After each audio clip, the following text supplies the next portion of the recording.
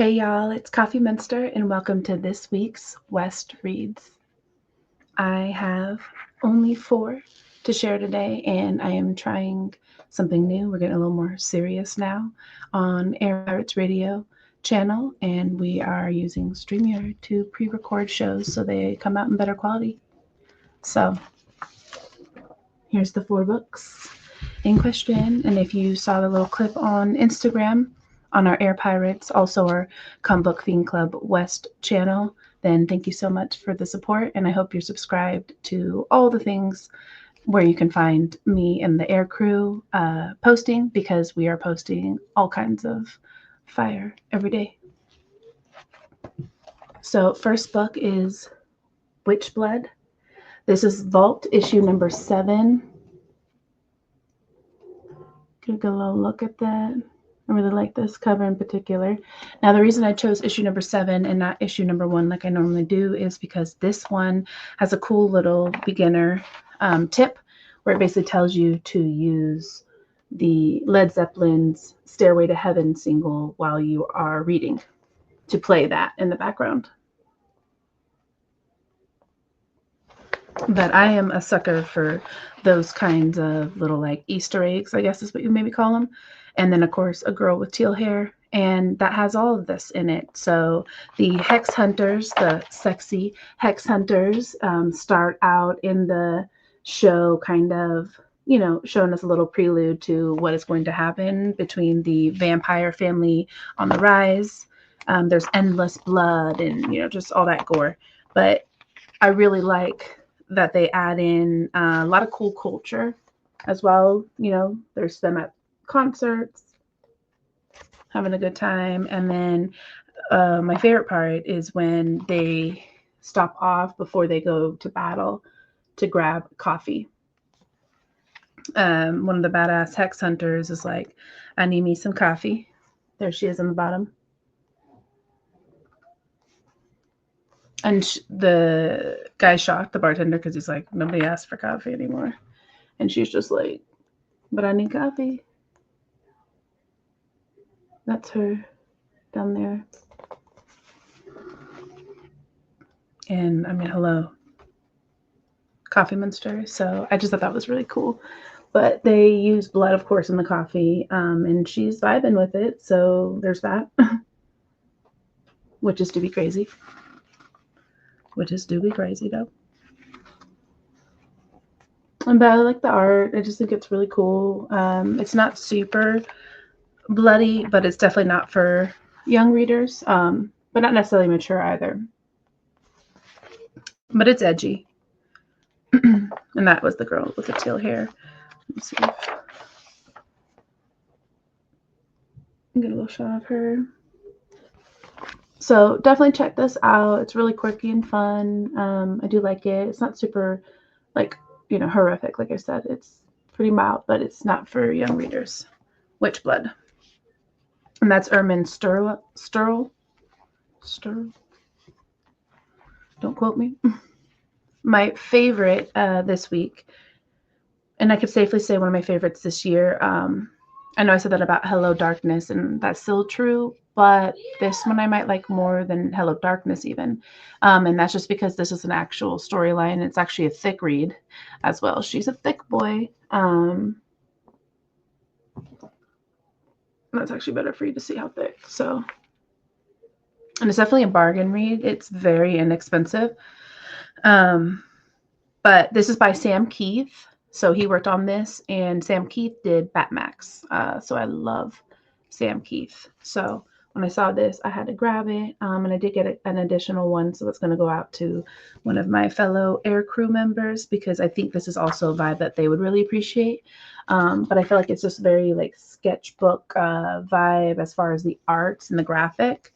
It's very layered, which I love. And which is why it gives me like the sketchbook vibe, not necessarily just, black and white, sketch, but like there's so much depth in it. Like there's definitely multiple drawings for each page. This one, I really like the storyline as well. It's set in Japan, and it's like a futuristic vibe, but near futuristic, like not so far out of imagination. And then there's little pops of color throughout it, which I really like. But the art is just incredible. So anything that touches Earth is pretty much desiccated. It's like a almost like a Walking Dead vibe, but not zombies. So that's really cool too. And there's a mad scientist who you'll see here. He's a really cool character who's trying to find the cure, completely uninspired and almost giving up when he comes across an odd little pair. Now, he kind of reminds me of Courage the Cowardly Dog, so I thought that was cool too, but little pops of color. But an odd little pairing, one-eyed orphan with her little pet, and basically, she's goofy and really cute, which is also really fun. So it's like dark, but there's little bright pops, which is really cool. And they do that with the art as well as the storyline. You know how they throw in those different pops of color and stuff for a little bit of relief, kind of, which I like. Cheers. Changing up the coffee for some beer. I know it says Wes reads with coffee Munster, but today she's a beer Munster because we're later in the day. But yeah, so like I said, this story is really cool and the art is very inspiring, so that's cool. But basically, the orphan and her pet alongside of the scientist are going to be the reason that the world is saved. But there's a lot of curveballs and twists and turns throughout the story. So it definitely keeps you on the edge. This is kind of like the landscape of where they live. And at one point, what stays up sometimes comes down.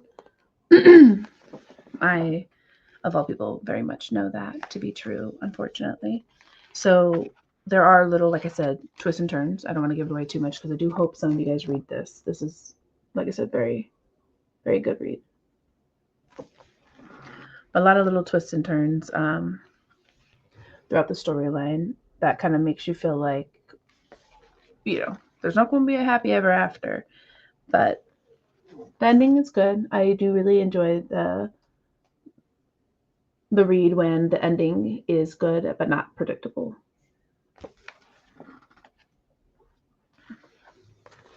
And you can kind of see what I mean by the sketchbook vibes. I just feel like there's different layers to the art,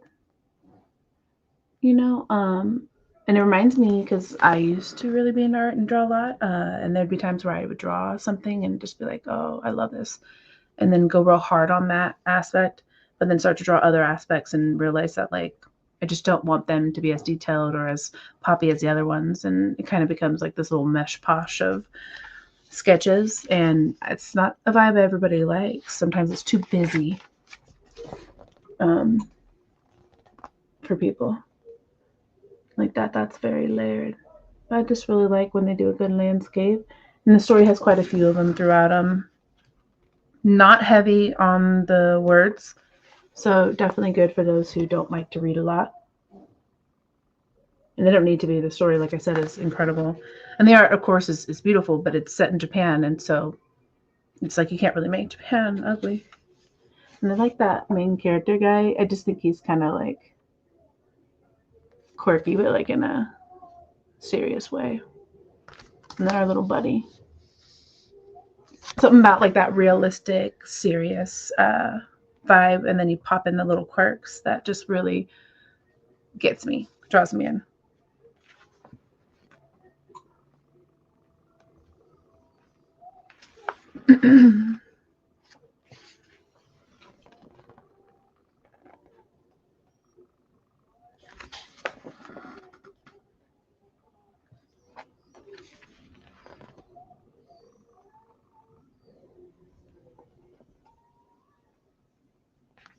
Like a little peanut.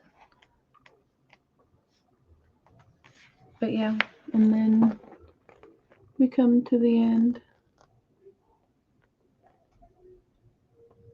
But yeah, I really like Sam Keith. I've really been into Batmax. I actually got a really cool polybagged issue the other day with a card in it, so I'm gonna open that up.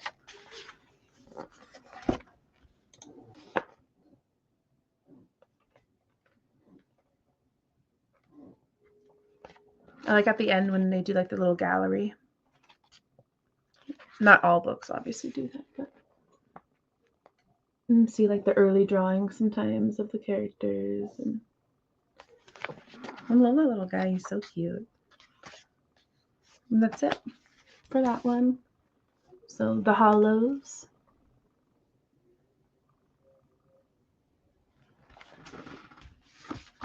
It's also by Ryle as well. Ryle worked on it with Sam Keith. And then Ma.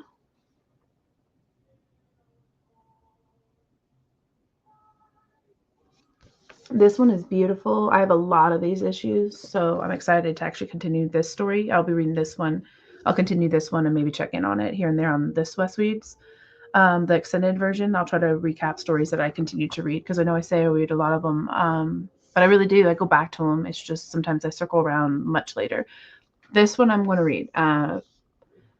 I connected with this one, and at first I didn't think I was going to. At first it started off a little bit political, a little bit feminine, and I'm not usually interested in that vibe for several reasons. Not need to get into them, but this has underlying stories in it, and then there's something going on in the overall story, and I'm hooked on that. So I do want to understand what's going on there, because it doesn't dive into it too much in the first issue. But the stories, they're serious, they're sad, they're heartbreaking. They're not pushed into your face, which I appreciate. And like shoved down your throat or whatever. I don't know, whatever you want to say. I'm so bad at that kind of stuff, the sayings. But, there's two friends. It's like the white cat and black cat, right? Or black cat, golden retriever friendship or whatever. That's definitely the vibe here. And they're going to find this like spiritual getaway retreat. And she's just not buying into it. She's a little bit darker and moody. The driver's male. He's very well-versed in going back and forth to this community, because he is one of few that is authorized to go to this area, because of the fact that it is very much female-only vibes, and he is trusted with that, so he's accepted.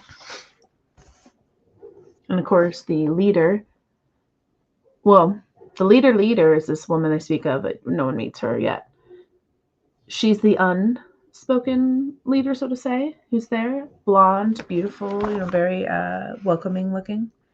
And then our character is very dark, moody, and low demeanor, fighting against what they're doing there. For a good reason. And you can see that underlying there. Like I said, in the story, there's something there. There's a reason that this place is probably no good. But she doesn't really give it a chance. And the women there are very hurt. There's things that have happened to these women that have caused them a lot of anguish, and this is where they go to release it. Now, things like this are why I know there's something more going on, but they don't explain too much. But essentially, this right here depicts this woman who they're witnessing's rage and how it kind of transpires into a visual aspect. And so you can visually see her pain, and that's what it produced. They say every woman's different, and of course our character, the golden retriever character, is very light and bubbly, and so she doesn't feel that way. Now her buddy, who's trying to avoid this place, has convinced the driver to take her off-site to a bar. She says, just please, I need to drink, I'm not gonna do this sober type deal, and then ends up in this horrific event, and very traumatic event that unfortunately happens a lot to a lot of women around the world. And some do speak on it, some don't. Some want to fight it, some don't. And all I can say to that is that everybody is different and everybody reacts differently. And so we should support each other in how they react. Not one way is right for everyone.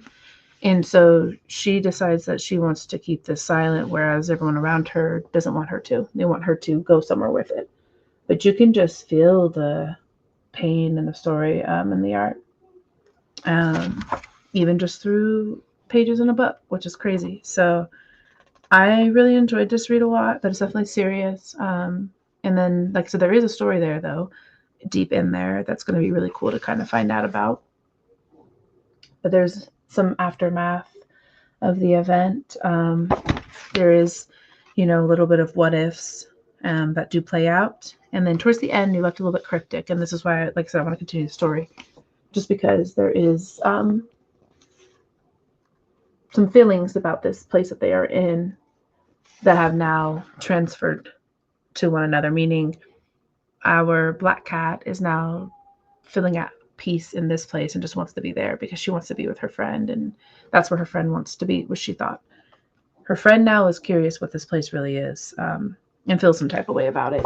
And then down here, you can kind of see our beautiful host is not so beautiful. So, like I said, I want to dive into that and kind of understand what's going on there. So I will continue this read. How her flesh begins to fill. This woman's very tormented now by the events that have transpired. So it'll be interesting to see how that plays out. Ma, and again, this is issue 1 of 5. I do believe I have all 5, and I do believe I have spare. So I'll definitely be keeping that aside, so that I can hopefully find somebody out in the wild that wants to read or has come across these West reads. Last but can never be least is Bebop and Rocksteady, Teenage Mutant Ninja Turtle franchise characters, whatever. These guys are one of my favorite villains from this franchise for sure. I've always really liked them, and I have bought several of these figures for the boys throughout their childhood.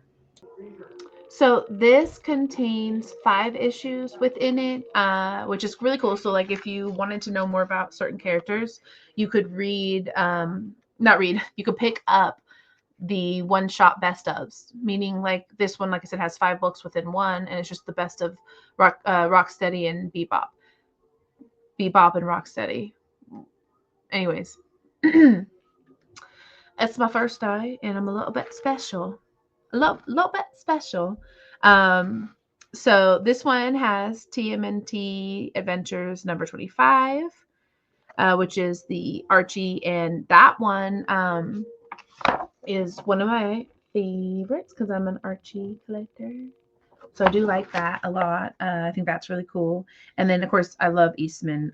Actually, this really cool 6-issue run that was done by Eastman. It's actually a mesh. No, I think it's just the turtles. But I got them all signed. So that's pretty cool. I've met him quite a few times, and I think he's really cool. And I know, yes, everybody meets him, and he's, whatever. But I think he's really dope. So, yeah. And then there's several other ones. So TMNT Villains Micro Series number 7, Bebop and Rocksteady Destroy Everything number 2, Bebop Rocksteady Hit the Road number 5. And the idea is to give like a background on these characters so that people can kind of understand their backgrounds a little bit more. They both were former humans that were thieves that ran the street gang for Shredder. One of them, actually, I think it's Bebop. He was transformed after attempting to steal Shredder's metal helmet, which is cool. I don't know. I mean, it just begs the question, like, why they're so loyal to the dude that like caused them this. But also they're badass and they're vicious and they get down, so maybe they enjoy it. But basically Bebop is jazz inspired. So each one has like a genre of music based on their character, or their character is based on a genre of music. Lord have mercy. Maybe it's because I'm not doing coffee, but cheers to that. So Bebop is jazz inspired. I'm out of focus, I think, because I keep coming up and down with the books, but that's okay. So now you guys can see me the way that I'm going to start seeing you guys the more beer I drink. Just kidding. Okay, so Rocksteady, who is the mutant rhino, is more Jamaican music inspired. And then, like I said, Bebop jazz inspired. He is obviously a mutated warthog. Well, I don't know if that's obvious. I don't know if everybody knows that, because warthogs aren't necessarily like a common thing. Which, if you think about it, maybe they should be, because they're pretty beastly. So, but I just really like their vibes. I don't know. I've always thought they were more like almost 80s style. They remind me of. I mean, they were popular more back then. I feel like maybe, or maybe I'm making that up, but I know my mother is very, very young, and she really liked Ninja Turtles, and specifically this badass duo, which I don't know, maybe that's kind of why I like them so much too. But they're just fun.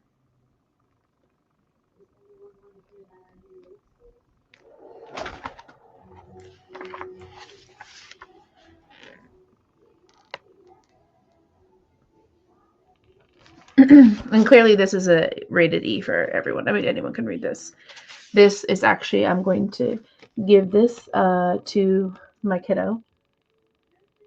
I have 3 boys, and my middle child actually collects, so I've been really getting into that with him and kind of finding him some really cool issues, especially ones that I don't collect so much of. And so that way I'm also branching out a little bit, but reading this and kind of going through it, and just me having limited collection wise, limited. I have a lot of Bebop and Rocksteady. But as far as, Teenage Mutant Ninja Turtles, a lot of those. So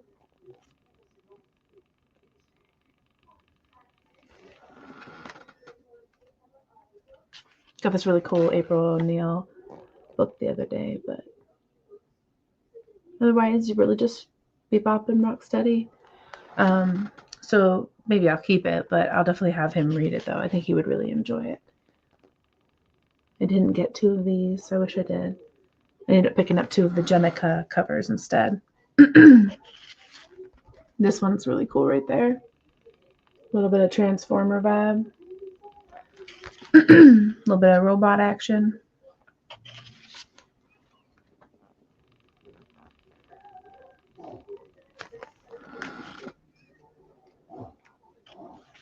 And comic books like this are really, really fun to read, but the art is really good as well.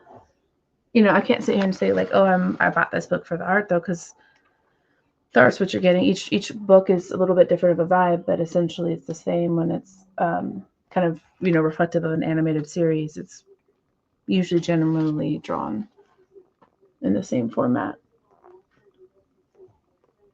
Got a little bit of a gallery at the end, which we all know I love.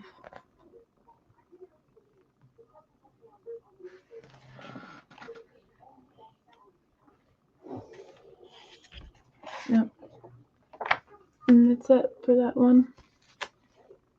But like, tell me, the purple mohawk and all of that. Bebop, like they're a little bit 80s inspired, I feel like. So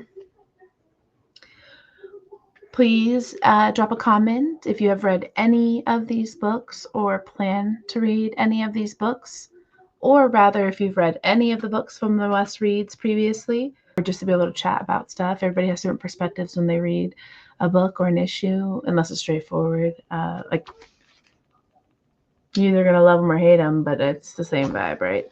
Whereas, like, if I'm reading something like Ma, I'm curious, what your perspective may be, because it's a little bit more serious, a little bit more realistic. Which blood, what parts of the story are you paying attention to versus what parts I'm paying attention to? Generally speaking, I usually try to read the book or issue a few times, or even go through and look at the art first, or kind of flip through.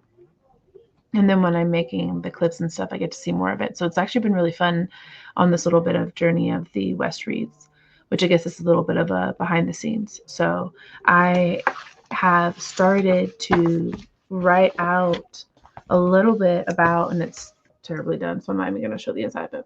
But I grabbed these books, and I used to use them a lot for work. In the industry I was in, I was always doing so much and moving so fast. I would take notes for everything. It's cool because you can go back and reflect. It's crazy people stuff, work-wise, so But like for me, it'd be really cool to go back and look at something like my journey with the comic book Fiend Club, and specifically doing the Air Pirates radio channel with this really cool group from the club, because I can go back and kind of understand and look through, all the different things that I was reading, which this one I started recently. I even pulled the original from the original notebook. Losing my voice. To add in here, and I'm a goof. I'm such a dork. I put stickers and shit, but like I put in there and I could see all the books I read, little excerpts on them, who wrote on them, what key points I took away. I'm by no means doing everything the same way every time. I'm not always gonna, market the author or even the artist, depending on, how much I really enjoy them. Then we started doing more other media and content, and so I'm like, okay, well, let me find a way to also organize that. I'm old school, dude. Like, I just read it out. So now I got scripts in the back for our Saturday night comics. So it's like a little piece of history. So I think that's kind of cool too, a little bit special. And if you don't think that's cool, cool. But like, keep it to yourself. Thank you so much for watching anytime that you guys do. As usual, as I always say, and I know it's super corny. Well, two things I always say. Collect what you love. And I hope this inspires you to read more. And I really do. I really hope it does. Because reading is beautiful. Reading can be an escape from the day to day. Reading can be opposite. Reading can promote your day to day. It could be about work. It could be about learning a new skill. It could be about someone's true life events, or it could be completely made up or based off true events. So if you read more, you just start to know more, if that makes sense. It also helps you and inspires you in your day to day life to, one, talk more, try to say new words, and just kind of get new perspective on life and all overall. So, and not be like me, where you can't speak right, which for me is just because I speak incredibly fast and I'm trying to talk slower for this stream and all the streams I've been doing. So appreciate all the support that we've been getting. And again, drop a comment for anything you want to see more of, or if you enjoyed any of these books as well. Thank you so much, guys.